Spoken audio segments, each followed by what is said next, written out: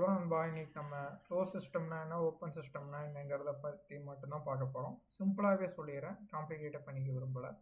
எப்படின்னா வந்து ஒரு இமேஜினரியாக ஒரு சர்க்கிள் நீங்கள் மைண்டில் நினச்சிக்கோங்க.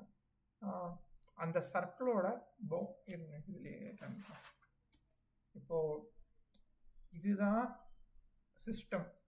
இதை சுற்றி இருக்கிற பவுண்ட்ரி லேயருங்கிறது தான் வந்து சிஸ்டமையும் சரௌண்டிங்கையும் நமக்கு வந்து டிஃப்ரென்ஸ் பண்ணி காமிக்கிறதே இந்த பவுண்ட்ரி லேயர் தான்.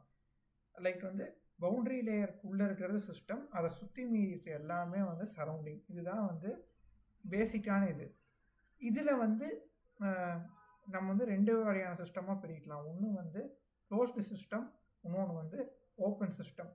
க்ளோஸ்டு சிஸ்டமில் பார்த்தீங்கன்னா மாஸ்னால் மட்டும்தான் வந்து இந்த பவுண்ட்ரி லேயர்க்குள்ள உள்ளேயும் வெளியும் போயிட்டு வர முடியுமே தவிர எனர்ஜினால் வர முடியாது. அதுவே வந்து ஓப்பன் சிஸ்டமில் பார்த்தீங்கன்னா மாஸ்னாலையும் சரௌண்டிங்லேருந்து சிஸ்டம்குள்ளே வந்துட்டு போக முடியும், அதே சமயம் எனர்ஜியும் உள்ளே வந்துட்டு போகும். இதுதான் பேசிக்கான டிஃப்ரென்ஸ் சிஸ்டமுக்கும் சரௌண்டிங்க்கும். அதுவும் இல்லாமல் க்ளோஸ்டு சிஸ்டமுக்கும் ஓப்பன் சிஸ்டமுக்கும் இதுதான் சரௌண்டிங். இந்த மாதிரி சிம்பிளாகவே எல்லா வீடியோஸும் போட ட்ரை பண்ணுறேன். கண்டிப்பாக உங்களுக்கு நிறைய ஹெல்ப்ஃபுல்லாக இருக்கும்னு நான் நம்புகிறேன். பார்க்கலாம். தேங்க்யூ.